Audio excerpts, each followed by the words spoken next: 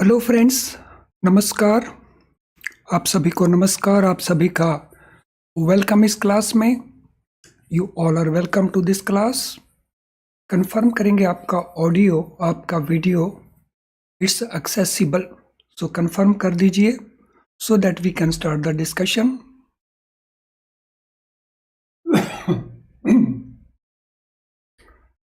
सो कर दीजिए quickly confirm, आपका ऑडियो, आपका वीडियो आपको एक्सेसिबल है।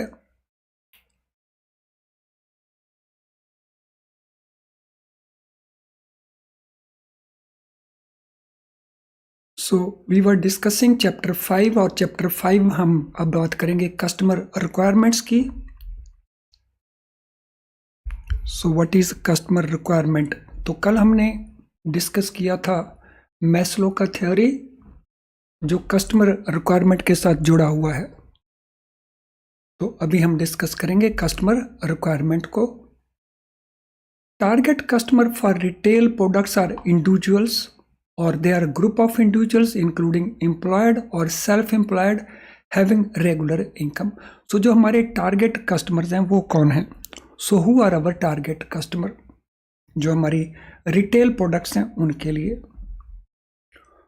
सो हमारे जो टारगेट कस्टमर है जिनके साथ हम बिजनेस करते हैं रिटेल प्रोडक्ट्स के लिए, या तो वो इंडिविजुअल्स हैं या वो ग्रुप ऑफ इंडिविजुअल्स हैं, दे फॉर्म ए ग्रुप। और इसमें एम्प्लॉयड लोग भी शामिल हैं और इसमें सेल्फ एम्प्लॉयड भी शामिल हैं। And important thing, they have regular income, उनकी इनकम जो है रेगुलर इनकम है। So that is our target group. So we sell retail products to individuals, to group of individuals, and these individuals are employed. वो कहीं ना कहीं job कर रहे हैं या वो अपना काम कर रहे हैं, they are self employed. Like we have doctors, we have lawyers, we have architects, and they have regular income. In case of retail assets, जो रिटेल एसेट्स हैं, सो रिटेल एसेट्स हमारे कौन कौन से हैं? सो रिटेल एसेट्स में आते हैं हमारे लोन्स। तो ये हमारे रिटेल एसेट्स हैं। सो लोन्स में हमारे पास डिफरेंट टाइप ऑफ लोन्स हैं आगे। तो रिटेल के अंदर हमारे पास पर्सनल लोन्स हैं, होम लोन्स हैं, so different type of loans हैं। तो इनका जो रीपेमेंट है वो हम एक्सपेक्ट करते हैं out of cash flows from salary और फ्रॉम बिजनेस और फ्रॉम अदर एक्टिविटीज। तो इनका जो रीपेमेंट होना है इसका फीचर क्या है? तो वो रीपेमेंट होना चाहिए आउट ऑफ देयर सैलरी अगर वो एम्प्लॉयड हैं, और देयर बिजनेस इनकम, और any such activity they are doing, it should be out of that. यानी यहां पे फोकस ये है कि अगर हमने किसी को होम लोन दिया है तो होम लोन की रिकवरी होम को सेल करके नहीं होनी चाहिए। तो इसकी जो रिकवरी है हाउस को सेल करके नहीं होनी चाहिए, it should be from the income. These assets generally do not generate any income to the customer. ये भी एक इंपॉर्टेंट पहलू है कि ये जो एसेट्स हैं, होम है, कार है, रेफ्रिजरेटर है, तो ये इनकम जनरेट नहीं करते। They do not generate income and that is the reason कि हमें रीपेमेंट के लिए उनकी सैलरी के ऊपर, उनकी बिजनेस या दूसरी एक्टिविटीज की इनकम के ऊपर हमें डिपेंड करना पड़ता है।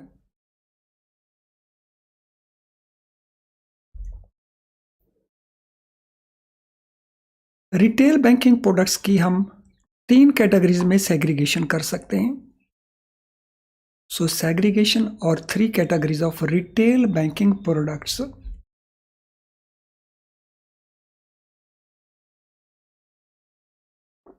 सो ये तीन कैटेगरीज कौन कौन सी हैं? सो क्या हम बता पाएंगे ये तीन कैटेगरीज कौन कौन सी पॉसिबली हो सकती हैं? Any answer?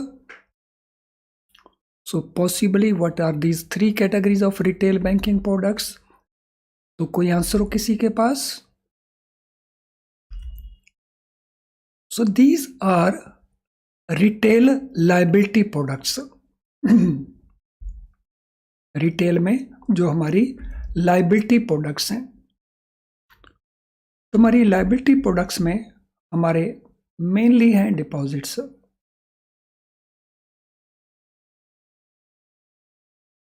तो हमारे डिपॉजिट्स हमारी लायबिलिटी प्रोडक्ट्स हैं।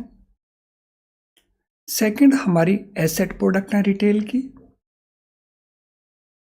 और रिटेल में जो हमारे एसेट प्रोडक्ट है उनमें आते हैं हमारे लोन्स।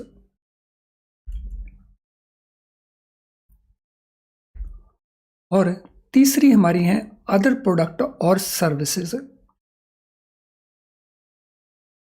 अदर प्रोडक्ट्स और सर्विसेज जैसे रिमिटेंसेस हैं, जैसे लॉकर्स हैं। Sorry friends.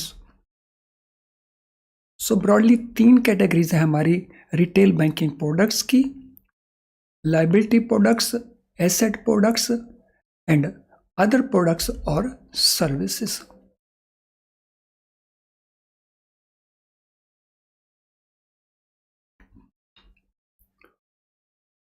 आई होप यहाँ तक हर चीज़ हमें अच्छे से क्लियर है और हर चीज़ हमने अच्छे से नोट भी कर ली है।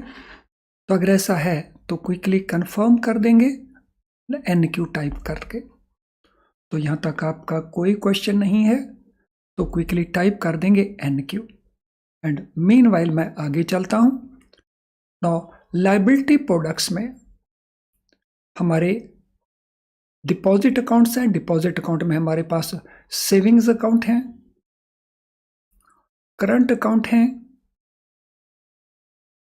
और टर्म डिपॉजिट अकाउंट्स हैं।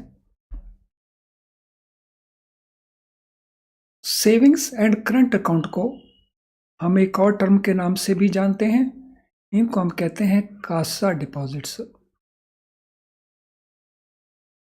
और टर्म डिपॉजिट्स में हमारे पास दो तरह के डिपॉजिट्स हैं, one is recurring deposits and other is fixed deposits.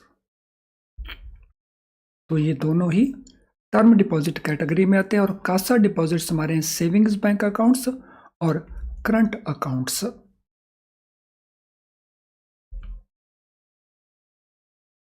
So retail credit products में, यानी जो हमारी रिटेल की लोन प्रोडक्ट्स हैं, उनके अंदर कौन कौन से प्रोडक्ट्स हैं रिटेल क्रेडिट प्रोडक्ट्स के अंदर? सो यहां पे हमारे पास हैं पर्सनल लोन्स, जिनको हम पर्सनल ओवरड्राफ्ट भी कहते हैं। Then we have auto loan, जिसमें two wheelers and four wheelers दोनों ही आ जाएंगे, four wheelers of different size and two wheelers of different variety. Then we have home loans और home improvement loans also. home loans, home improvement loans. We have education loans. Then credit card के जो receivables हैं, तो जो credit card हमने issue किए हैं उनमें जो अमाउंट डिसबर्स हो चुका है, तो that is receivable amount. Then we have other retail loans. तो ये हमारी रिटेल क्रेडिट प्रोडक्ट्स हैं। और अदर प्रोडक्ट्स और सर्विसेज में कौन कौन से प्रोडक्ट्स आते हैं?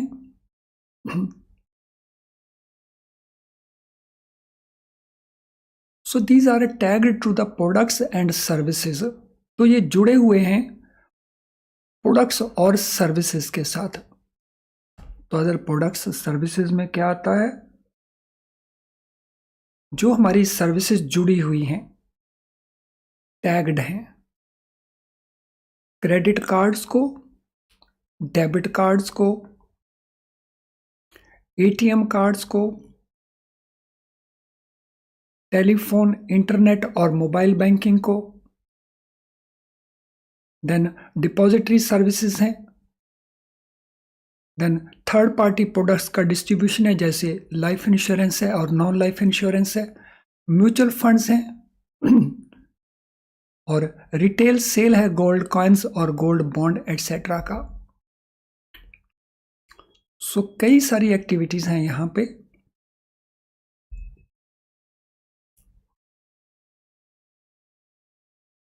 So these are tagged to the products, और वो प्रोडक्ट्स ये सारी वाली हैं, credit cards, debit card, ATM cards, telephone banking, internet banking, mobile banking, then depository services और थर्ड पार्टी प्रोडक्ट्स का डिस्ट्रीब्यूशन, जिसमें life and non life insurance है, म्यूचुअल फंड्स हैं। So all these products are other products.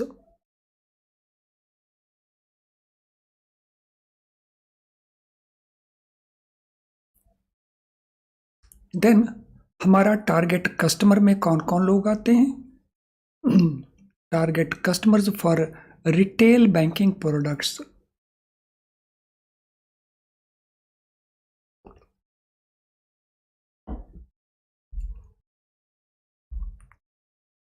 So इनमें हमारे पास individuals आते हैं,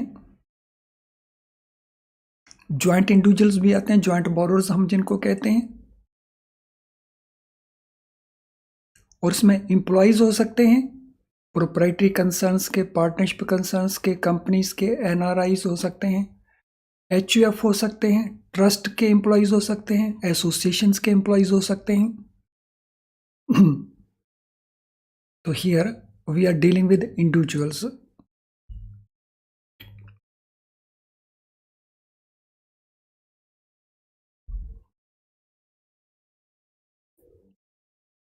then इनकी लोन रिक्वायरमेंट को हम असेस कैसे करते हैं? How do we assess their requirement? How do we assess their requirement? इनकी रिक्वायरमेंट को हम असेस कैसे करते हैं?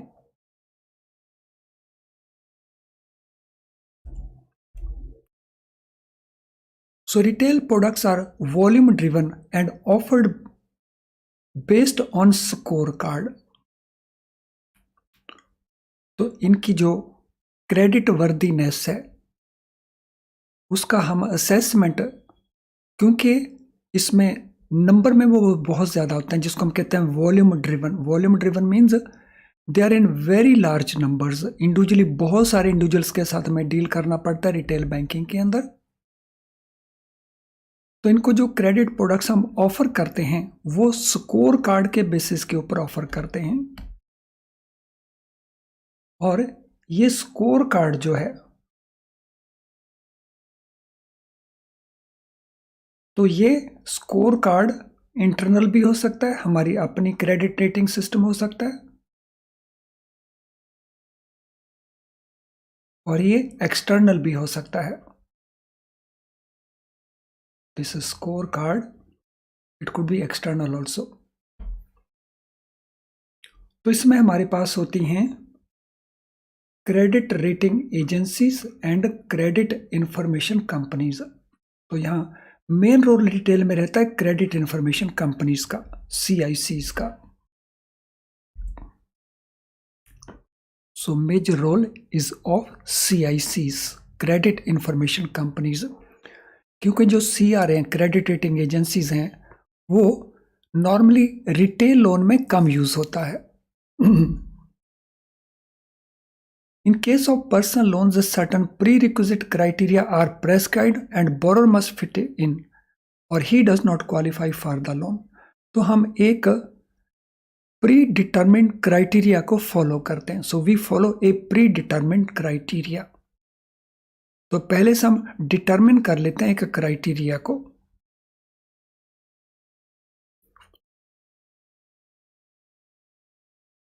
और फिर हम बोरोर को फिट करते हैं उस क्राइटेरिया के अंदर, then we fit that borrower in that criteria.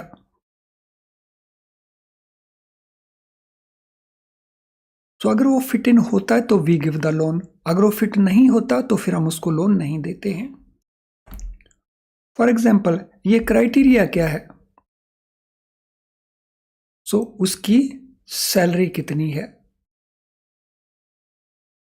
अगर सैलरी इतनी है तो हम इतना लोन देंगे। सो सैलरी में डिडक्शंस कितनी है? सो ये डिडक्शन 40% से ज़्यादा नहीं होनी चाहिए, 30% से ज़्यादा नहीं होनी चाहिए, 50% से ज़्यादा नहीं होनी चाहिए। तो ये हमने क्राइटेरिया फिक्स किए हुए हैं। और फिर हम लोन अमाउंट का भी क्राइटेरिया फिक्स कर लेते हैं। सो लोन अमाउंट उसकी जो सैलरी है आफ्टर डिडक्शन उसके से 50 टाइम्स से ज़्यादा नहीं होगा।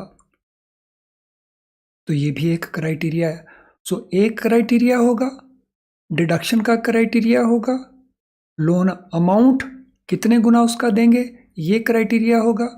सो अगर कस्टमर की रिक्वायरमेंट इस क्राइटेरिया के अंदर फिट करती है तो हम लोन दे देते हैं, और कस्टमर की रिक्वायरमेंट इसमें फिट नहीं होती तो फिर हम उसको लोन नहीं देते हैं। सो आई होप ये जो प्री डिटरमिन्ड क्राइटेरिया है इसको लेकर के हमें क्लैरिटी है।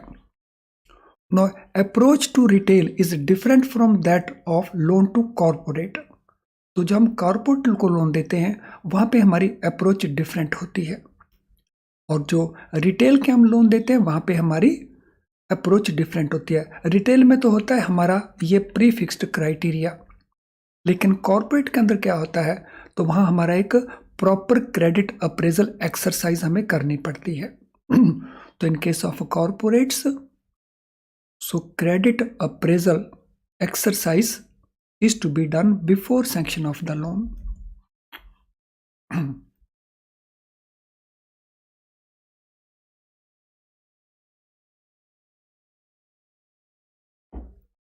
तो आई एम श्योर ये सारे के सारे एस्पेक्ट्स यहाँ तक, पर्टिकुलरली असेसमेंट हम कैसे करते हैं उसकी, क्रेडिट नीड्स की, या सैंक्शन या रिजेक्शन कैसे करते हैं in case of retail banking products. तो I hope everything is very very clear और हर चीज़ को आप अच्छे से अंडरस्टैंड कर रहे हैं, नोट कर पा रहे हैं। और अगर ऐसा है तो ज़रा स्माइलिंग आइकन को पोस्ट कर दीजिए, तो उससे मुझे कंफर्मेशन हो जाएगा that you understand everything now properly, और आप हर चीज़ को अच्छे से नोट कर पा रहे हैं। यस, कर दीजिए क्विकली, मैं वेट कर रहा हूं और मैं आगे चल रहा हूं। No approval process for retail loans. Retail loans में जो अप्रूवल का प्रोसीजर है वो क्या है? Sorry friends. So approval process या approval procedure in case of home loan, sorry retail loans. First step होता है कलेक्शन ऑफ एप्लीकेशन का। तो अप्रूवल प्रोसेस में first is collection of application, along with application information. तो दो चीजें हो गई यहां पे, वन इज एप्लीकेशन और सेकंड सम एडिशनल इंफॉर्मेशन। और ये एडिशनल इंफॉर्मेशन हम या एप्लीकेशन किसके लिए मांगते हैं? To evaluate the customer, customer को इवेल्युएट करने के लिए। क्या इवेल्युएट करते हैं? Whether customer is eligible for the product, क्या कस्टमर उस प्रोडक्ट के लिए एलिजिबल है। और वो एलिजिबिलिटी हम किस पॉइंट ऑफ व्यू से देखते हैं? वो जो हमने एक क्राइटेरिया फिक्स किया हुआ है पहले से ही कि अगर ये क्राइटेरिया फुलफिल होता होगा तो then we will be giving the loans. तो हम टेस्ट करते हैं कस्टमर को, इवेल्युएट करते हैं on that criteria whether customer is eligible और कस्टमर इज नॉट एलिजिबल। तो मुझे लगता है सभी स्टूडेंट्स ने वो स्माइलिंग आइकन को पोस्ट नहीं किया है, तो मैं रुकना नहीं चाहता हूँ क्लास के अंदर, टाइम वेस्ट नहीं करना चाहता हूँ। लेकिन मेरा रिक्वेस्ट है अभी भी जिन्होंने अभी तक भी स्माइलिंग आइकन को पोस्ट नहीं किया, कंफर्मेशन नहीं किया that no they understand everything, तो मेरा रिक्वेस्ट है उनसे भी, तो क्विकली वो स्माइलिंग आइकन को पोस्ट कर देंगे। Primary step is the verification of KYC documents of the loan applicant. तो ये इंफॉर्मेशन लेने के बाद फिर हमारा नेक्स्ट स्टेप क्या है, हम वेरिफिकेशन करते हैं KYC डॉक्यूमेंट्स का। सो कस्टमर का ID, कस्टमर का मीटिंग, तो उसको हम वेरीफाई करते हैं कहां तक वो कस्टमर जेन्युइन है जिसके साथ हम डील करते हैं, वेदर दैट इज जेन्युइन और that is not genuine.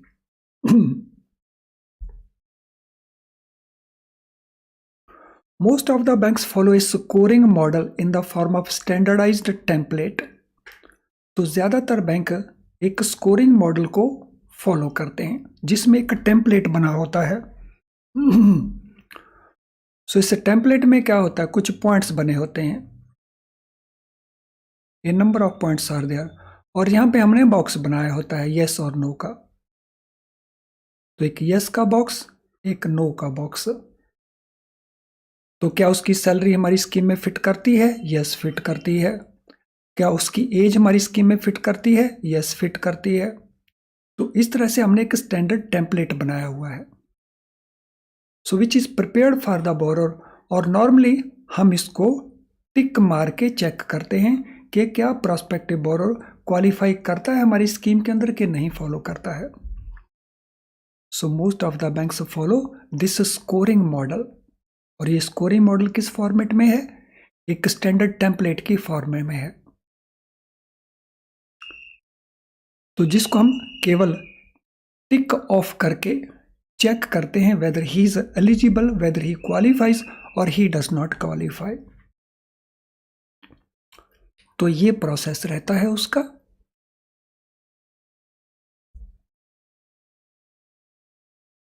In case of personal loans, certain minimum eligibility criteria is prescribed. Personal loan के केस में एक मिनिमम एलिजिबिलिटी क्राइटेरिया है and borrower must fit into that criteria. Borrower उस criteria में fit in होना चाहिए।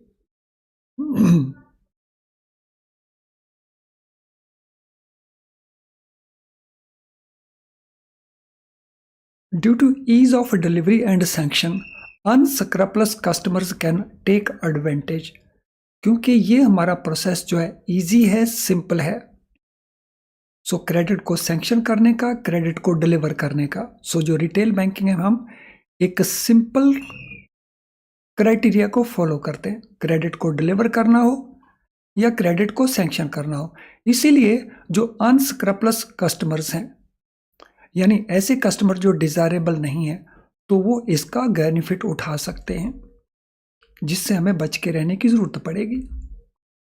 सो अनस्क्रैपलेस जो desirable नहीं है, फ्रॉड करने वाले हो सकते हैं, तो they can take advantage of that.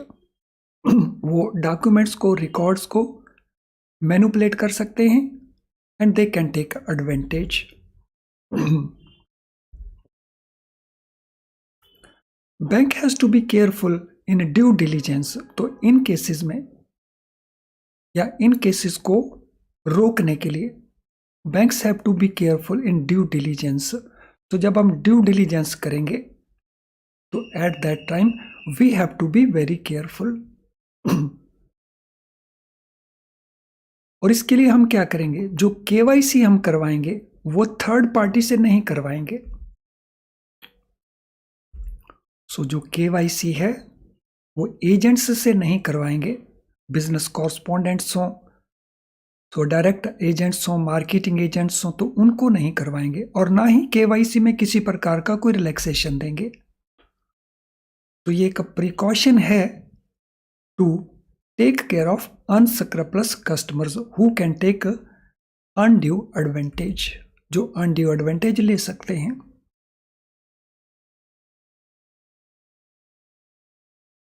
So I hope सारे पॉइंट्स हमारे बहुत अच्छे से क्लियर हो रहे हैं, हर चीज़ हमें अच्छे से अंडरस्टैंड हो रही है।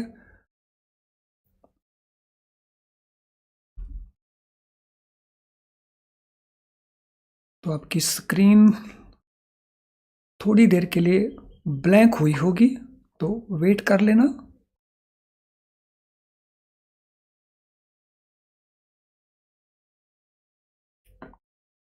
तो यस, तो ये हमारा हो गया। अब जिन स्टूडेंट्स का लाइक डिसलाइक अभी तक भी नहीं हुआ है, क्विकली लाइक डिसलाइक को कंप्लीट कर देंगे। सो जिनका लाइक डिसलाइक अभी तक भी नहीं हुआ है, बहुत सारे स्टूडेंट्स हैं जिनका लाइक डिसलाइक नहीं हुआ है, वो अपने लाइक डिसलाइक को कंप्लीट कर देंगे। डू इट क्विकली, कर दीजिए, मैं वेट कर रहा हूं। बहुत सारे स्टूडेंट्स हैं जिनका लाइक डिसलाइक कंप्लीट नहीं हुआ, सो कर दीजिए। और मेरा रिक्वेस्ट रहेगा उन स्टूडेंट्स से भी जो सब्सिक्वेंटली इस वीडियो को देख रहे होंगे, सो जो लाइव को नहीं देख रहे, बाद में देख रहे हैं, तो उनसे भी मेरा रिक्वेस्ट है कि अगर उनको वीडियो के कंटेंट अच्छे लगे तो लाइक डिसलाइक के प्रोसेस को जरूर कंप्लीट करें। चलिए, मीनवाइल मैं आगे चलता हूं। Now, due diligence. So, due diligence. In due diligence, the application details are thoroughly verified. जो एप्लीकेशन में कस्टमर ने डिटेल्स दी हैं, उनको हम thoroughly अच्छी तरह से उसकी जांच करते हैं, उनको वेरीफाई करते हैं।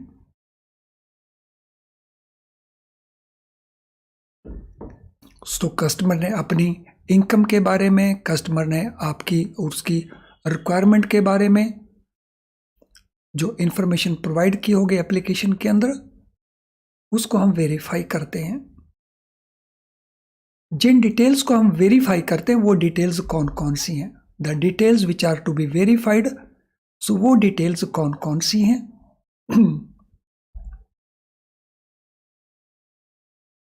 सो वो डिटेल्स हैं KYC with relevant documents.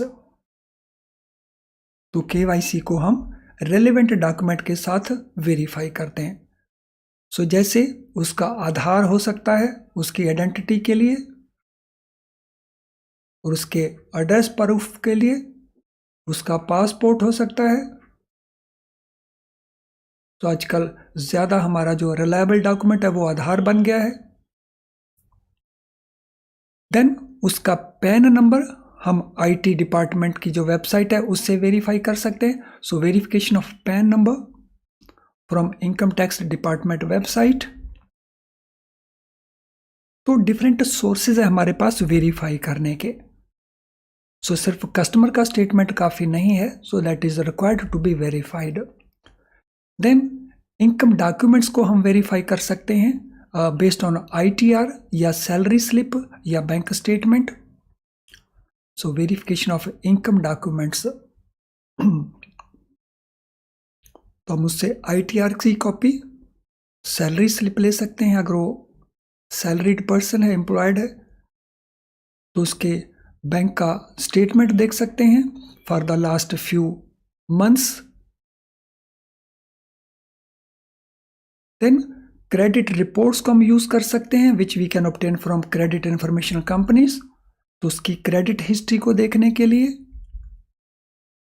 We can use CIC, credit information report, CIR।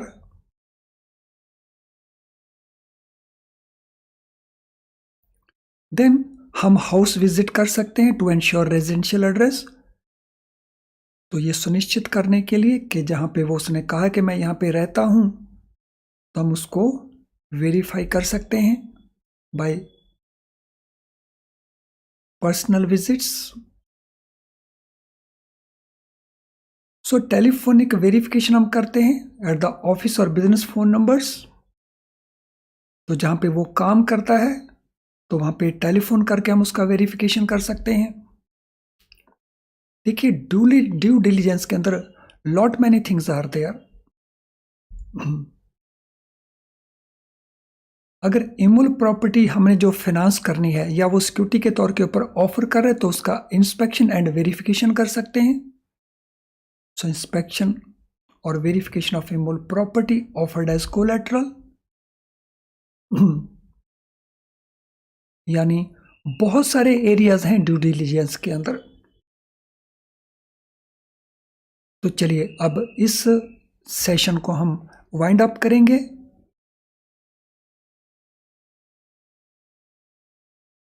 और अब हम नेक्स्ट सेशन में जाएंगे। Ram Babu Gudivada. So there is no Telugu class, so most of the content is written in English, so you can also take benefit of this class. Even if you don't know Hindi, so you can take the benefit of this class because all text is given in English. चलिए friends, मैं wind up करता हूँ इस session को। Thank you.